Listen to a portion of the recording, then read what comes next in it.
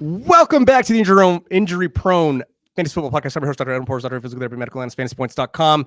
It is our annual Injury Palooza. Today we have Dr. Matthew Betz, physical therapist, fantasy footballers, guru, writer, DFS guy, sort of a jack of all trades. He is the parent of twins, and then another is in the oven, came. She's here, dude. If you can't tell by the bags under my eyes, she's here. She was born almost 4 weeks ago. On Wednesday, it'll be a month. So hard to believe, but yeah, 3 kids under 3. So we are. Oh my God, we're in it right Locked now. in. Yeah, man, she's great, and the twins love her, and it's super fun to kind of see that side of them too. So it's been a fun month. That's sweet, man. That's awesome. That's good to hear, and congratulations. Obviously, we love. Congrats on the sex as well. That is good. At least 3 times for you now. We are very ecstatic about that. But today we're not here to talk about that. We're here to talk about injuries, right? So we got a whole list. We're gonna try to get to every list. We're gonna go I don't want to say rapid fire with guys that need a deeper dive. We can go a deeper dive. But we'll start with the training camp guys because that's where most of the thirst comes from. Everybody's concerned about these guys. They're injured. They're injury prone. Bets. They are gonna. This is gonna. The classic line on Twitter is this is going to linger into the season, and and they're going to be feeling this in week 17 and beyond, and their children and their grandchildren will feel this injury. How do you feel about one Puka Nacua, who has, of course, an injured sack? And when I say an injured sack, it is of course a bursa sack that he injured. Talk about a little bit, explain for the good people out there, what is a sack, a bursa sack, and what do we expect from Puka, who actually is back at practice today? Yeah, a lot of the guys that. Well, maybe not a lot, but some of the guys that we're going to talk about, it's your classic hamstring, calf issues that we see every training camp, right? It's this acclimation phase of like the first 2 to 3 weeks back on the field. These guys have been training all offseason, but they haven't been doing the football type stuff, especially probably at this intensity. So you get those soft tissue injuries that happen every year in the first couple of weeks. And then there's kind of a lull in those situations we're in it right now. And then those guys do rebound a little bit as we get towards week 1. But with Puka, this was a traumatic injury. Of course, he fell on, I think it was his right knee in camp a few weeks ago. And I don't know about you, but I had some concern at the time of the injury. Like, let's hope this isn't a PCL sprain based off the way his knee was flexed when it hit the ground. And Sean McVay, who, shout out to Coach Peak Index, has shown on Twitter that McVay's been pretty truthful when it comes to injury recovery timelines. And, he basically was like, not verbatim, but like what he heard from his training staff was a little bit of a sack issue, burst in his knee. So he's just relaying like the stuff he heard and like caught the keywords of like, okay, this is what this is. But yeah, bursa sac sits different spots in the body, different joints, basically kind of helps to like provide some like lubrication of the joint and just helps kind of things operate more smoothly. It's really not a huge deal when these are injured. Sometimes there's inflammation, sometimes there's discomfort with it. But with Puka, like as soon as I heard that and then it wasn't PCL, I was like, oh, okay, like we're probably good here, and give him 2 weeks off, kind of let this thing calm down. I think he enters 100% week 1. And now we have this week of practice. If you can get through this full practice, then next week you're entering week 1 with 2 full weeks of practice. And I'd be drafting him as if I was drafting him, 3 months ago kind of thing. Like, I think he's going to be fine for the start of the year. Yeah, absolutely. I mean, I in the draft that I just had you advise me on, right? It's the parallel draft that I have that we're in together, the Superflex League. I actually got Puka. I started Josh Allen, was able to swing back around, and I got Puka with my second pick, along with Caleb Williams, the Caleb Williams pairing. And I have no concerns. I mean, if there was concerns for Puka, and I don't know where you stand on this, it is that he has had sort of off and on knee issues. And before this injury, this bursa sac injury, he has had a few, he hasn't been the healthiest guy, but again, like he's so young. And I mean, this, like guys who are younger, even in their 20s, early 20s, like they tend to push through things. They tend to be generally fine. And it doesn't really seem to be concerned, but I don't know if, just to wrap up on Puka, if you had additional concerns about him at all prior to this injury. Yeah, I think the one thing with Puka is if you go back to his college days, he actually had quite a bit of lower body injuries, and maybe that's something that we consider like in his profile moving forward of, he's a guy that might have to deal with a couple more things off and on throughout the year or in his career moving forward. He was never really like a full route tree type of guy in college, which is kind of why when he broke out the way he did last year, everyone was like, holy crap, man, like no one saw that coming, obviously. So yeah, he does have an injury history in college. We'll see how it affects him moving forward. But like I said, for redraft leagues right now, like I'm not adjusting anything with Puka, and I'll be drafting him as normal. Same.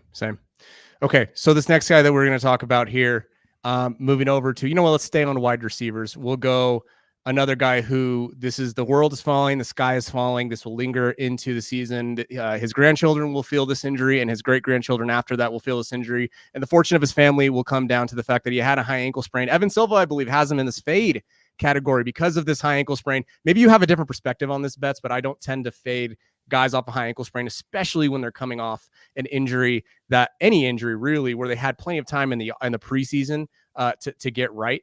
And just a little bit of data here before I let you sort of give your piece on this is most high ankle sprains, most wide receivers come back and hit their baseline production, or 94% of it by the second week after returning. And that's in season, right? And most of the concerns that come back are from guys who come back too early. We remember a couple of years, Mike Williams tried to come back too early. He re-injured. That's really the biggest concern, is trying to come back too early. Now, we know unless there's a fibula fracture that went unreported, which is always, it's always possible. Generally speaking, I'm not too concerned about downs, but I do understand that there's some reason to at least have a discussion about it.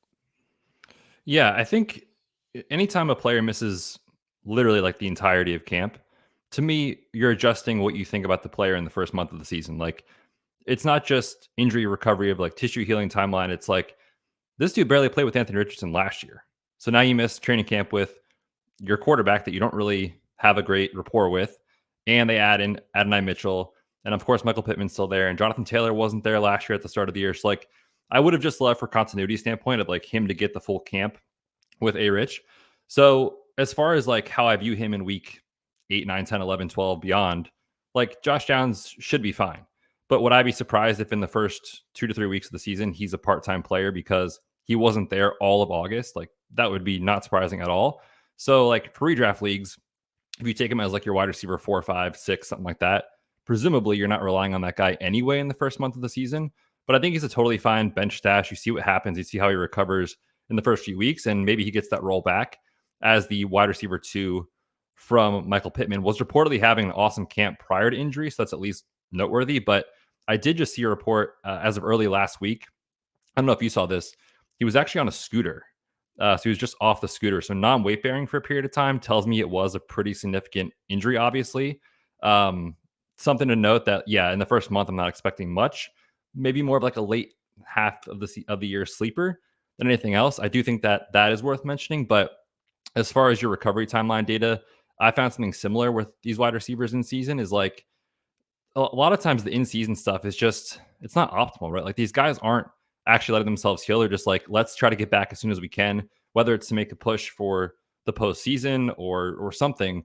But these guys usually don't give themselves enough time to heal. By the time you're relying on Josh Downs in fantasy, he will have had enough time to recover. And like I said, to me, he's more of a middle third type of situation where he's probably back to usable in fantasy. But that's because of other factors too, beyond just the injury. No, I didn't see the scooter report. So yeah, you're probably right that it was, there may have been a small fibula fracture. They wanted him to be non-weight bearing. So it's something to keep in mind for sure. But overall, like you said, I think you weren't really planning on this guy to be, one of your top guys in the first month of the season. So no, that's good intel there. The next guy that I wanted to talk about, I didn't see a ton, and I didn't even see if he necessarily got back yet, is Christian Kirk. He's coming off the groin surgery, which the groin surgery has pretty good outcomes, that specific surgery. You think of the same, George Kittle had that same type of surgery, and, OBJ had his injury concerns, but, after that groin surgery, didn't really have much of that. That's a pretty successful surgery, but now Christian Kirk dealing with a bit of what Doug Peterson called a mild calf injury. I don't know what you've seen on Christian Kirk necessarily, but with him being there, the underneath guy with Brian Thomas Jr. there now, he could probably get some targets. Him and Evan Ingram sort of share a side of the field there, or a level of the field. But I don't know how you feel about a guy like Christian Kirk coming off this calf issue. Yeah, he actually just returned to practice today as of Monday, the 26th. So he is back. Again, obviously, these soft tissue injuries happen in camp. The concern with the calf injuries that you'll hear everybody say is like, well, these can linger. And that is definitely true. So for me, what I'm just watching for this week, like if you have a draft coming up this weekend, I'm on like high alert of like, is Christian Kirk getting through this week, healthy? And is there any setback or anything like that? If there is a setback, then to me, he'd be a guy that it's like, you really have to move him down quite a bit. But if he can get through this week of practice and then enter week 1, maybe not 100%, but pretty close to it, again, he might not be the same player he will be in week 8 that he is in week 1, but largely I would expect probably not 100% production right out of the gate, but over time we'll get back to that and be fine. So for me, it's just a matter of monitoring the situation over the course of the next week, making sure there's no setbacks there. Yeah, totally agree there. Another recent injury. Well, maybe we start on the older one here is DeAndre Hopkins. DeAndre Hopkins dealing with a knee injury, but at this point, the reports are that he'll be ready to come back. We don't really know what the injury was. I guessed based on the tape job that I saw there that it was some sort of like outside of the knee LCL type issue, but really, realistically, we don't know. We know that he's had an MCL. Hopkins has had MCL issues in the past. Does a 32-year-old wide receiver coming off another knee injury necessarily scare you? Where do you stand on DeAndre Hopkins? Yeah, he was interesting before the injury happened because I personally felt that like the difference between Calvin Ridley's ADP at the time and DeAndre Hopkins didn't make a ton of sense to me. Like DeAndre Hopkins' underlying metrics were still very, very good last year, but then he had the injury, and of course that means more time for Will Levis and Calvin Ridley to have this training camp together with no D-Hop on the field. And so that kind of dings him in my mind just from that perspective again. But like you said, I agree. I thought it was an LCL sprain based off maybe the way they had the tape, and the reporting of it was like, well, this is, it's good. He didn't have to have surgery. And it's like, that at least tells you this is probably something more than a soft tissue injury. Like it probably is a ligament type of injury, maybe a meniscus type of issue. But yeah, it doesn't make you feel super confident entering the year that this guy again has missed camp and is on the back 9 of his career, obviously. So yeah, I think overall he should be recovering soon. If it's not week 1, I would say like week 2. I'd be surprised if he missed more than one game. But then again, it's the same conversation of like, this dude just missed all of camp basically. And so let's give him a couple weeks to ramp up to get back to 100%. Yeah, I agree 100%. What's funny is, and this probably isn't fair to project, but he's also the guy that like never practices, right? DeAndre Hopkins is. He is constantly DNP. I'm pretty sure I've seen something about how like he doesn't like to practice. I've seen reports about that. I wonder. I'm not saying Betz. I'm just saying I don't know if this is. I'm not saying it's not a legit injury. I'm just saying, could he be nursing that thing a little longer than he needs to, milking it a little bit? Maybe, right? There's always that small chance. Sounds like a report from Edwin. Yes, exactly. Yeah, I'm reporting definitively. That's exactly what it is. Yeah. No. Okay, so yeah, and I think ultimately, like last time I looked at his ADP, he was still very affordable. So if you still wanted to take some sort of like shot on DeAndre Hopkins, I think if Will Levis gives us a 30 for 30 Jameis Winston season, I think it's going to be fun for everybody involved. So if you want to throw a flyer there, I guess. Worst case scenario, Will Levis is terrible. So yeah, it is what it is. It is what it is. I'm okay with that. Yeah, this could be very fun if it hits. It could be fun. I saw something where it's like somebody said Will Levis is like a very poor man's reckless Josh Allen or something like that, where it's like, yeah, that's true. He's like trying to run guys over at the goal line. Like Will Levis looks like he could be a good time. Yeah, we'll see. We'll see. So this next guy here, and the last of the wide receivers, I had a camp issue here, is Curtis Samuel, right? Curtis Samuel dealing with what we assume is a foot toe issue, right? I haven't seen that he's gotten back to practice quite yet. Typically what you see with these guys is, we saw this exact same injury and the exact same day almost with Terry McLaurin last year. We saw McLaurin come back that first week. McLaurin looked, okay that first week. Then the second and third week, he really his peripheral started to look a little better. Not that ever really materialized in much fantasy production anyway. But with a guy like Curtis Samuel, who might be the only show in town outside of Dalton Kincaid, what can we expect from this turf toe issue? And will this also impact his grandchildren and his great grandchildren and his family down the line? Will this cause ruin to his entire family because it will linger into 2024? Yeah, he's so interesting because, like, just not even talking about the injury stuff yet, but like, he's a guy that people kind of pegged as like, he could be the dude. Obviously Kincaid, everyone says Kincaid, then we talk about the wide receivers, but it's like he could be that guy that's up forward in the wide receiver room. But I feel like at this point, we kind of know what Curtis Samuel is. Like, true, like, difference makers in fantasy don't break out at this point in their career. Like, it's already happened. The ship has sailed. So, like, could he be a fine, like, wide receiver 3 type for fantasy? Like, sure, I suppose. But Curtis Samuel is a guy that did have a foot/toe issue last year, missed one game. And then remember, he had that nasty high ankle sprain fibular fracture in 2017 on his left side. I don't know if this is to the same foot as that, but he's definitely starting to pile up like, foot, ankle, toe injuries throughout his career. So they are set up, I think, in a pretty good way to like ease him in out of the gate. You talk about the wide receiver room, and the argument against kind of some of these guys is like, we don't really know who it's going to be. Of course, Keon Coleman's there. Curtis Samuel is there. Khalil Shakir is there. We're going to laugh, but like Matt Collins is going to see snaps for this team. Like whether that matters for fantasy or not is probably a no, but he's going to be on the field at times. So they're actually set up in a pretty decent way, I think, to like manage it in the first couple of weeks, assuming he gets back then. And kind of let him be part of that wide receiver rotation where it's like, we're not giving Curtis Samuel 9-10 targets and like hope the toe's fine and figure it out. Like they're set up well to like kind of hide it for a month, I think. So similar to the conversation with some of the other wide receivers we've had where it's like, is he really going to get back to 100% in week 1 or week 2? Probably not. But will he be fine in October? I think certainly. So yeah, I think my long-winded way of saying like, I'm not excited by Curtis Samuel a ton, and this toe injury certainly doesn't help. Just given, like I said, that I think we know what he is at this point in his career. For a little background here, pull the curtain back. I was asking Betz to give me a little bit of advice here because I'm in the Superflex draft. That's the mirror image of the one that I need to tweet that one out too. I think people want to follow that, the one that you and I are in as well.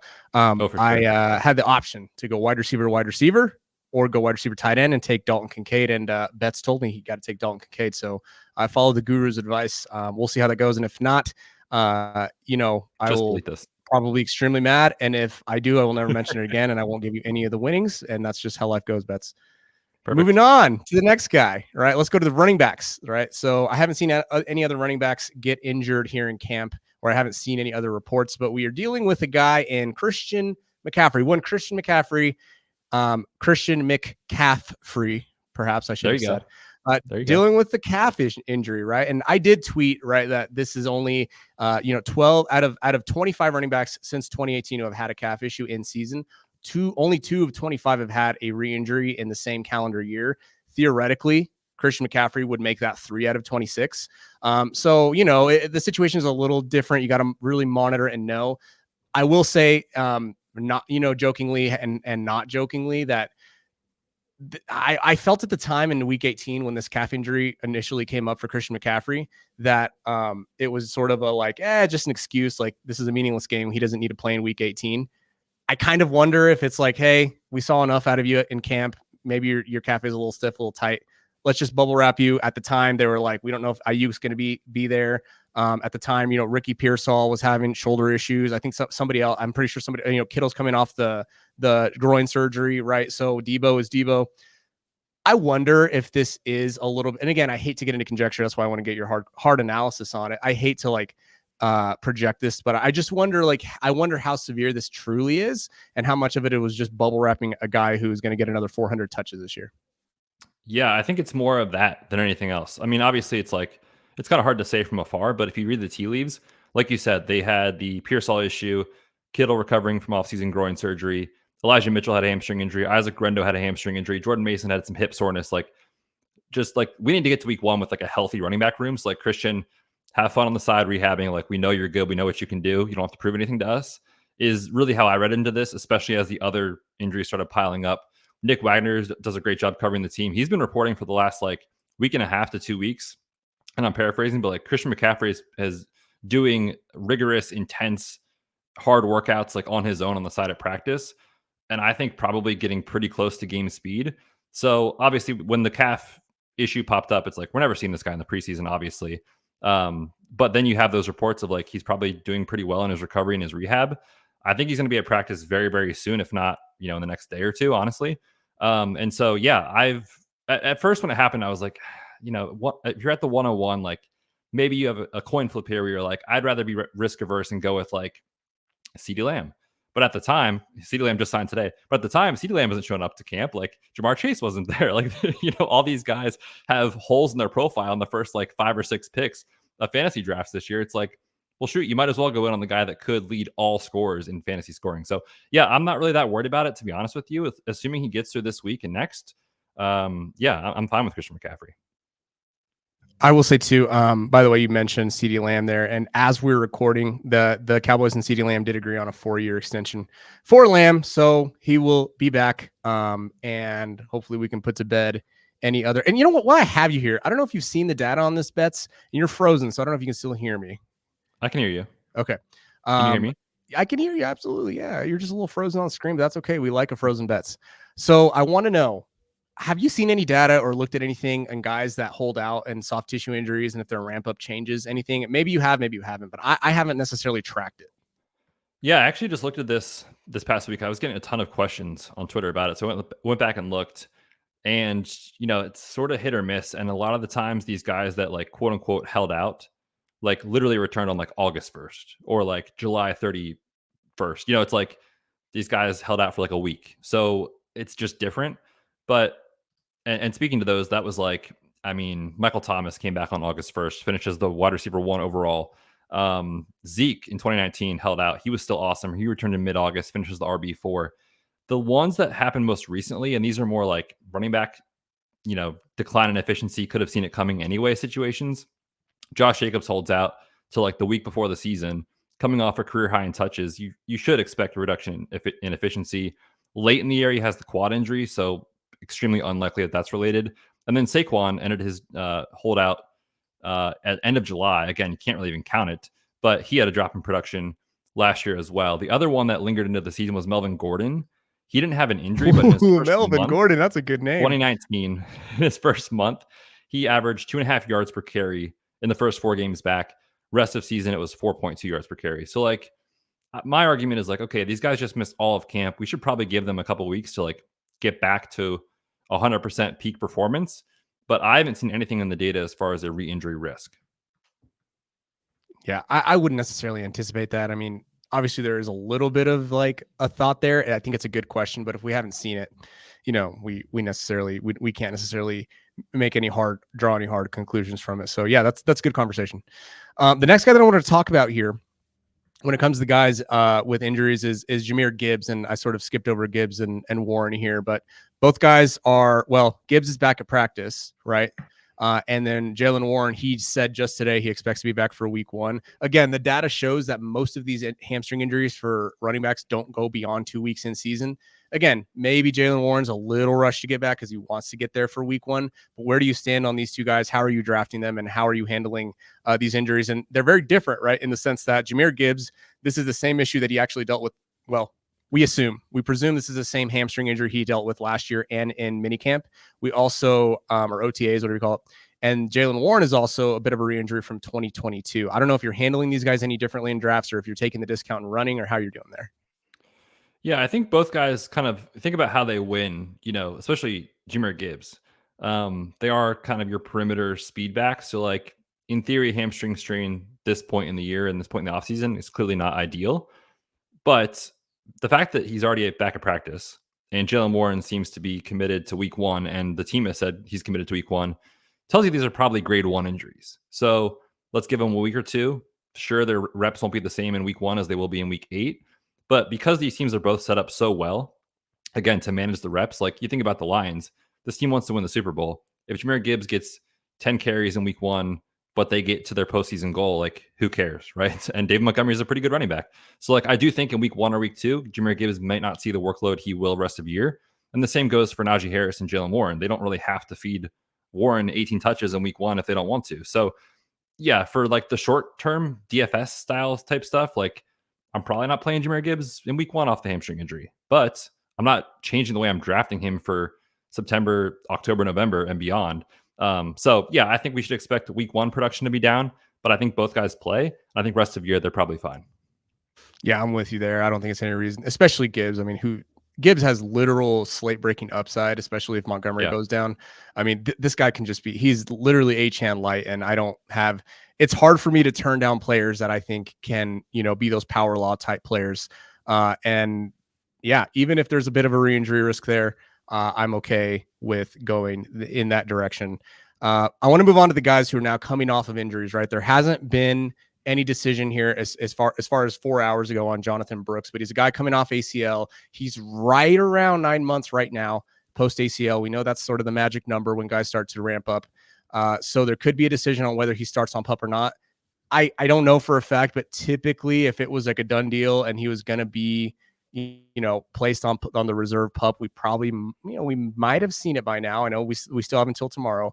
I don't necessarily anticipate that. I do anticipate that maybe he doesn't play week 1. He plays 20% of snaps week 2, 50% week 3, right? And then we start to see that ramp up from there. If I had to project as of today, I don't know if you have it differently or if you view Brooks differently, but I really like taking Jonathan Brooks as my RB2 in some of these drafts where I'm going anchor. Yeah, I've actually taken a ton of him in best ball, especially where we're just trying to hit. I mean, you need the weeks in the early part of the year, obviously, but like you need a team that's competing in November, December to really actually have a chance at some of these tournaments. I've taken him a ton there just because, as we know, each month that goes by, he'll be healthier and closer to 100%. And for me, that's where I'm interested in Jonathan Brooks, obviously. But like you said, I think we'll see something very, very similar to Breece Hall, where it's like, yeah, he played, but like they gave him like 7 touches, like right out of the gate. And then like the next week, okay, a little bit more. Next week, okay, a little bit more. And then like 4 weeks in to that plan, you actually see him unleashed. I will say part of me just kind of in the back of my mind, I'm like, they know they're not winning the Super Bowl, right? Like there's no, and Dave Canales, he's not coaching for his job. Like he knows he's there next year and it's kind of a free roll and all that sort of stuff. So like part of me is like, if they're 1-8, are they going to give Jonathan Brooks 20 touches just to do it? I'm not sure. I think they could ramp him up slower than we think just for those reasons of like knowing he's the back of 2025, not necessarily the back they need in 2024. So part of me is thinking that, but I think that's pretty much baked into his ADP and his draft cost. So understanding that floor exists, I'm still willing to chase the upside that in November, December, like this dude could explode. I thought he was a really good prospect coming out of Texas. So I'm in on the talent. It's just a matter of how much and how quickly do they ramp him up. Yeah, I'm with you there. There is a little bit of fragility with how much they're going to use him, even down the stretch. But ultimately, I do think that, like, who else are they going to? Are they going to give the ball to Chuba Hubbard? Maybe, I don't know. Miles Sanders is like on the Cowboys, whatever target list or whatever that list was. But yeah, I think it's one of those things where don't overdo it on Jonathan Brooks. But I do think that he has. I don't want to say league winning. I would, because I think Breece Hall is a true league winner. I think that Jonathan Brooks has league altering upside that I don't want to miss out on too often. Yeah. The next guy that I want to talk about here is probably another guy in the opposite direction. We just announced, right, Nick Chubb starting the season on reserve pup. And again, the difference between just the pup starting on the pup and starting the season on the reserve pup is that if you start on the reserve pup, you can't play for the first 4 games of the season. And note that that's the first 4 games, not the first 4 weeks. So if your bye week is in week 4, I don't even know if there are bye weeks in week 4 this year. That means you would have to wait essentially until week 6 to really come back. So Chubb placed on the reserve pup this morning. 71% of quote unquote compensation injuries has come since 2011 have come from guys who started on the reserve pup and or had a more complicated procedure or situation, sort of like Nick Chubb's situation is. So I've seen, and I get it. Like if there's a guy that's going to shove it down my throat, it's going to be Nick Chubb. And I hate to down talk a guy who, by all accounts, everything you read is like people love Nick Chubb. And he's one of the best pure, if you don't know ball unless, right, one of those tropes at this point where like, oh, one of the best pure runners in the game. Like, yes, all of those things are true about Nick Chubb. And if you don't say them, it's illegal. But I just don't see the upside. I don't know if you see the upside. Am I missing something here? But I mean, a guy that's basically, he's torn all of the ligaments in his knee up until this point. He's 28 years old. On top, and you could speak to this more than I can, like that scheme is also going to be much different than what they've been doing over the last, however many years Nick Chubb has been in Cleveland. Am I missing the upside case for Nick Chubb? No, I don't think so. I think it's just the name value that you're like, man, maybe he can get back, hopefully. But he kind of has already been an outlier to some degree in his career coming off that devastating injury at Georgia. Like to me, like if he would have been in the NFL and like contributed, as a committee type back for like a contract and a half, it'd be like solid career off that injury. Like he obviously could have gone way worse. He came back and like was the dude for a decade, right? Like he's been so good. And now you're asking him to do it again at a different point in his career off the same knee. So it's a pretty big parlay to hit for me, for him to be the guy that you needed in fantasy this year off the injury that, yeah, he's going to miss 4 weeks. Like, okay, when he comes back, is he seeing 8 to 10 touches for another month? And then, okay, all of a sudden, you're hoping he ramps up. And it's like, you just have to hope for so many things to stack up correctly for you in a row. And oh, by the way, no setbacks. And oh, by the way, new offensive coordinator and like all these things, right? So, I haven't taken him. I just think he's way overpriced in even like the best ball landscape where you do want that late season production. The point with like him versus Jonathan Brooks is obviously very different.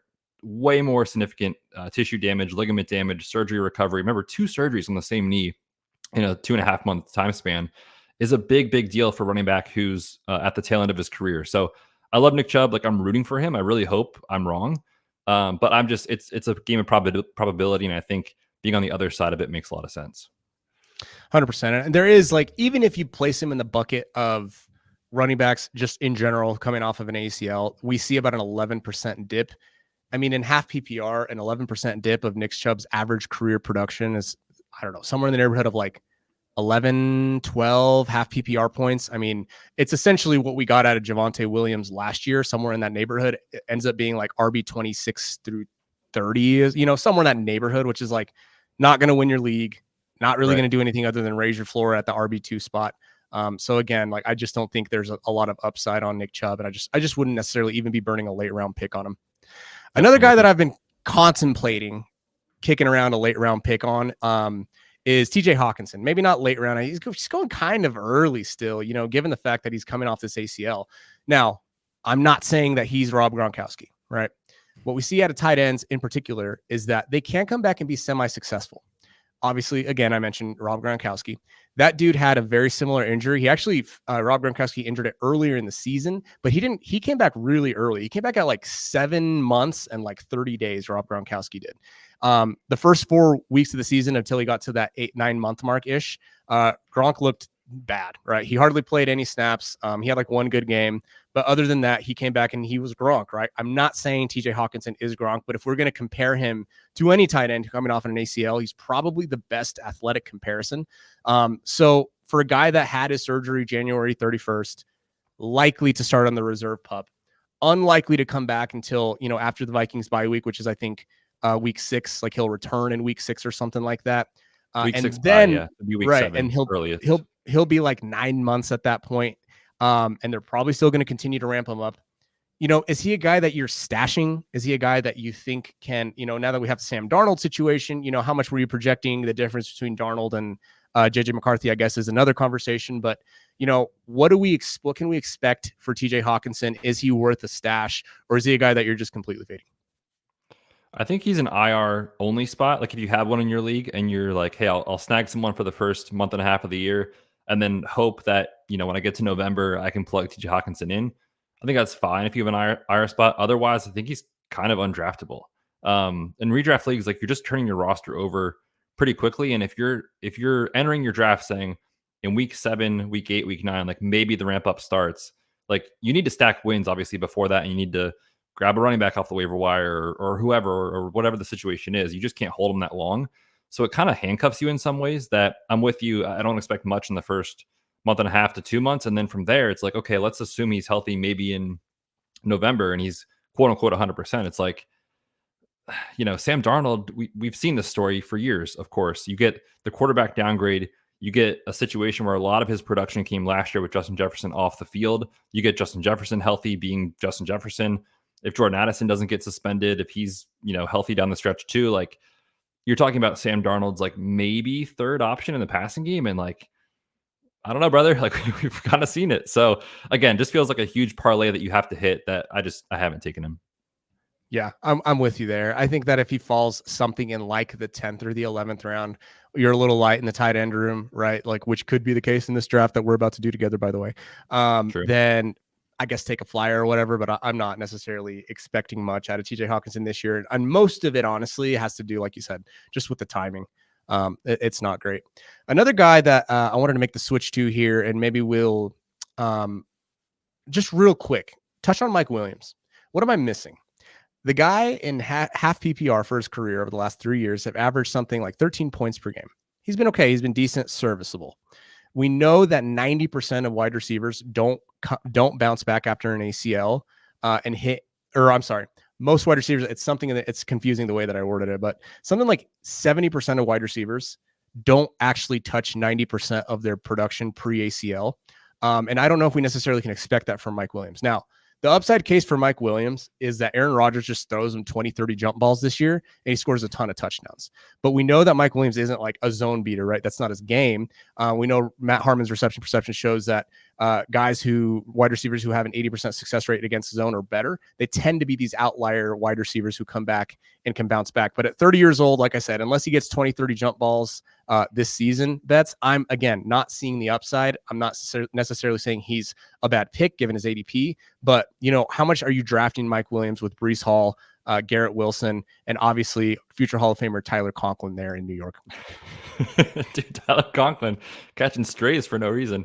What's funny is actually, I think it's 87 targets. I think he's had 87 exactly. He had, yeah. No, Tyler Conklin, low key, has been like, okay. He's been okay NFL tight end. If you're not projecting him for exactly 87, no more, no less, you're clearly doing it wrong.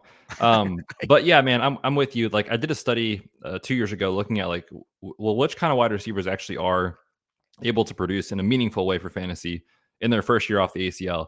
And it was interesting. Like, one of the trends I noticed is like a lot of these dudes either were just able to pile up a ton of volume or actually played a lot in the slot, which kind of go together, like hand in hand. Like, oftentimes these slot wide receivers are kind of volume hogs, like Cooper Kupp was, and that sort of thing. Not that Cooper Kupp can't win on the outside. Obviously he can. But when you think about Mike Williams and his game, it is this true boundary perimeter wide receiver who wins on contested catches. And then for me, like, my theory is, are these guys as strong as they could be, as confident in their knee as they could be to actually like explode off that leg, land on it, and create these contested catch situations? And I've kind of found that that is not the case. So for that reason, I've been a little bit lower on Mike Williams, but also at the point of this career, he's changing teams for the first time ever. And yes, Aaron Rodgers is a future Hall of Famer and all those things, but we also have to remember, like, the last time we saw Aaron Rodgers play football, which has been quite some time, he was not that good. Now, that's the first year without Davante Adams, and he had a bunch of rookies and yada, yada. He also had a thumb fracture. So, like, I'm not saying that he can't be great or he can't be great for these pass catchers.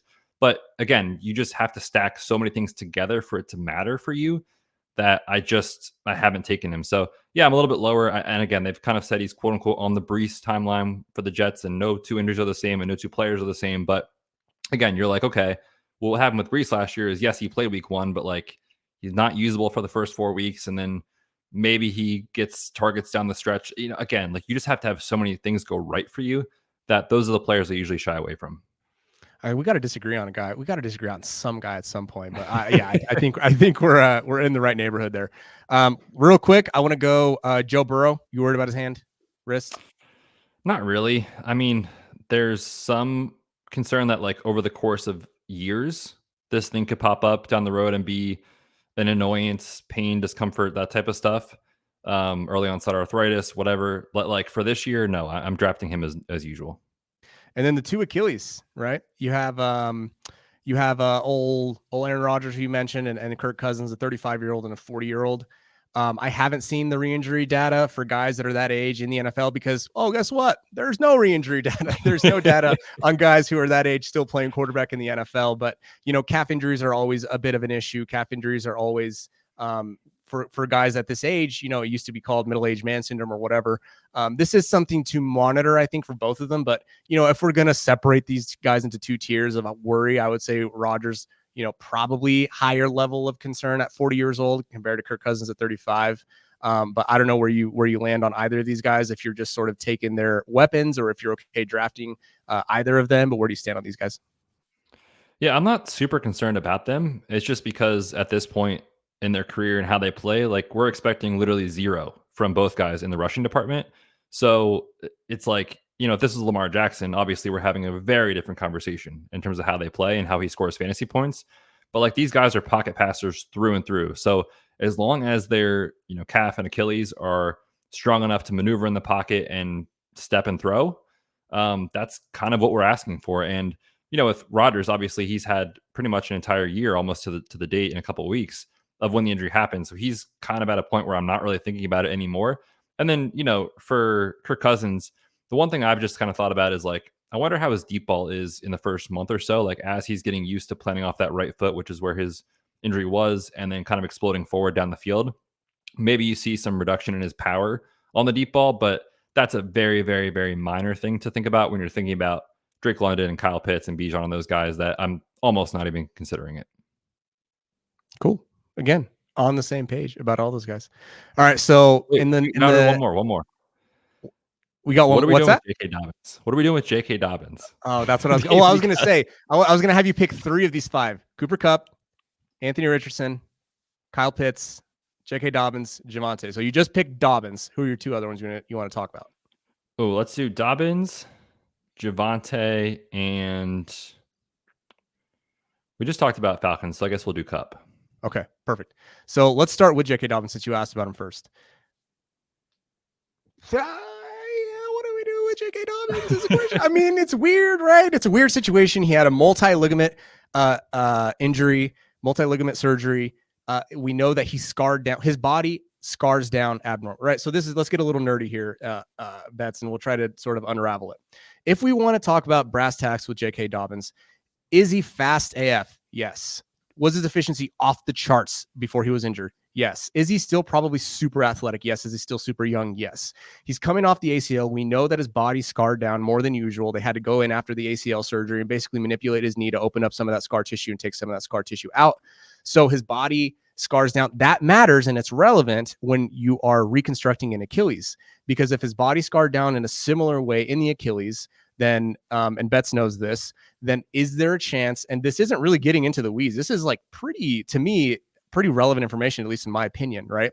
Like when he had that Achilles repair, even if it was a mini open, there's still tissue healing. There's still a healing response. Will his body respond in a similar way, lay down more connective tissue than necessary, making him stiffer and help, and really sort of, I guess, reducing his explosiveness from that tendon even more? That's what I worry about with J.K. Dobbins. At the same time, we've never seen a guy this fast and this athletic with such high draft capital undergo 2 pretty extreme injuries this early in their career.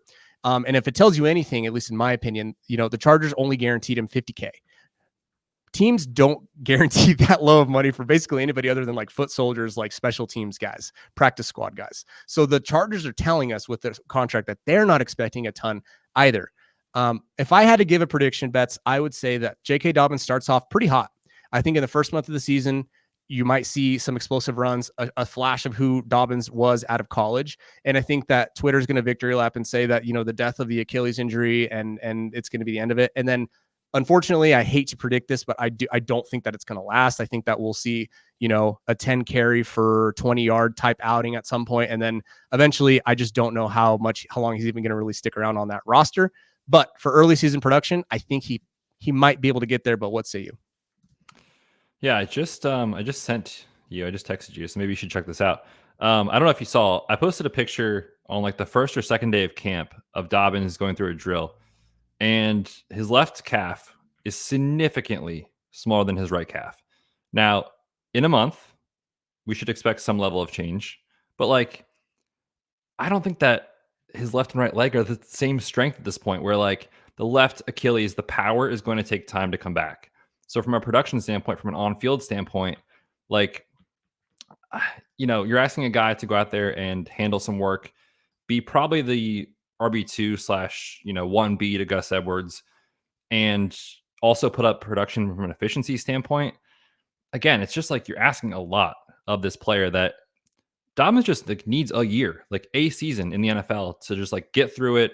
And then like, I think he could be a really interesting, like next year he lands like a sneaky starting gig in the NFL if things go well this year. But what does going well off an Achilles mean, right? Like to me, it means like he stayed on the field, he played 14, 15 plus games, and he was like a contributor for the Chargers. That's what I see happening for Dobbins. So you have to ask yourself, like, where does that come in from a fantasy production standpoint? And to me, like, he's a guy that I think he'll have a few starts in your lineup this year.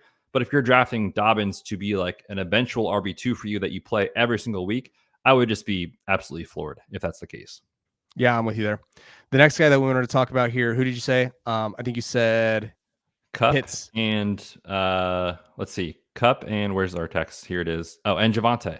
Javonte. Oh, all right. I'll put it this way.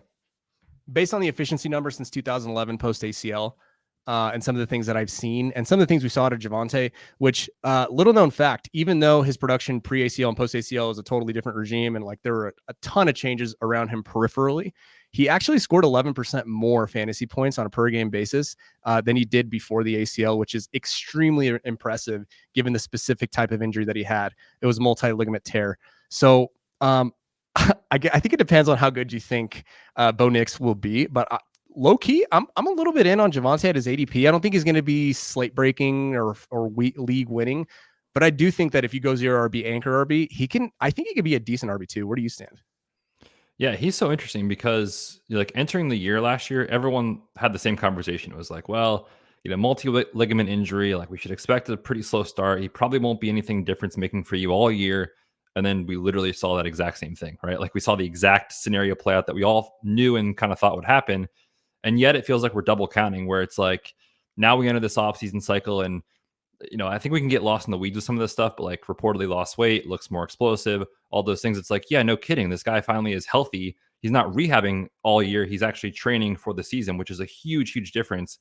And Sean Payton didn't care. Like he still gave this guy like 250 touches last year, even though he wasn't 100%. So to me, like I'm so back in on Javonte. He was such a good prospect coming out. He was awesome as a tackle breaking type of guy that now you have this FUD with like the one beat reporter speculation of like, well, he's theoretically competing for a roster spot with I don't even know who at that point. It's like, come on, guys. Like this guy is talented. We know they're going to use the running backs a ton in the passing game, which helps obviously in fantasy. So yeah, year 2 off a significant ACL injury that he's finally healthy and looks explosive. Like I'm in on Javonte, especially considering the ADP. Last guy here before we get out of here is Cooper Kupp. Are you in on the resurgence? Are you not in on the resurgence? It feels so black and white, doesn't it? It's like you're either in or you're just like done. You're in or out, Betz. Make a decision. You cannot change your mind. You cannot alter it. You cannot live in nuance. What's wild about Cooper Kupp is like a month ago, you could get him like 2 rounds later than where he's going right now. Like the steam on Cooper Kupp is insane. So I almost feel like one of Puka or Kupp's ADPs is wrong, or Matthew Stafford is winning MVP this year, right? It's like these guys are both like top 20 picks. They better both be freaking awesome, or you're gonna look silly here. And Peter Schrager is talking about how like the offense is gonna flow through Kupp. Like Kupp is the one, this is how it's gonna go. And it's like, I don't know how much to read into that, but you can't argue this offseason. The drumbeat has been so positive on a guy that just set records a couple of years ago, right? It's like we need to remember how good this guy was. And also last year, like the hamstring injury and how significant it was and when it happened in the timeline of the year of like, it basically happened like this week, right? Last year is like, that's going to set your season back from the first month of rehab and all that sort of stuff to the entire year. And we saw that. So I'm not necessarily shocked that last year didn't go great for Cooper Kupp.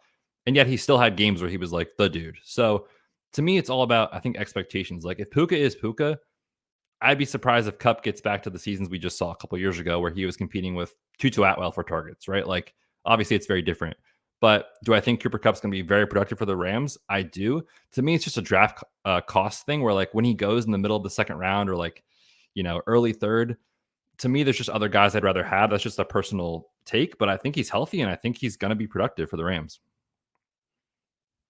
Well, I guess you can be wrong, once a podcast, and that's totally fine, and nobody's going to blame you for it.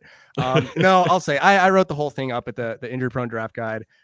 There is a whole saga to be. I think basically what you alluded to in fewer words than I was able to use is like there's a lot of nuance to be had with Cooper Kupp's dip in production and his change in his role. There's a lot like he rolled his ankle in week 11, but right before that was that was right after Stafford got back, I'm pretty sure, or it was the same game or something. So there are a lot of like extenuating factors, and like ultimately I think that if you go another direction in the middle of the second, like it was a lot more, it was a lot. He's been steamed since those reports from Jordan Rodriguez came out, but I mean, dude, there were drafts you could get him in the 4th. Even in the 3rd was like pretty good value. And I understand if you want to go another direction in the second round. But ultimately, yeah, I think the biggest, I just don't want to be in the same boat where I'm fading another 31-year-old wide receiver off a severe hamstring strain, because I did the same thing with Keenan Allen. Keenan Allen's not Cooper Kupp. Keenan Allen hasn't won a Triple Crown, and Keenan Allen was in a terrible offense with a terrible offensive play caller. And Kupp obviously is in a totally different boat. So yeah, I think that if you want to go another direction, that's totally fine. I was hoping that Kupp would follow me in the couple drafts that I've done so far, but it hasn't been the case. But yeah, man, I'm in on that. Are there any other guys you want to mention briefly before we get out of here?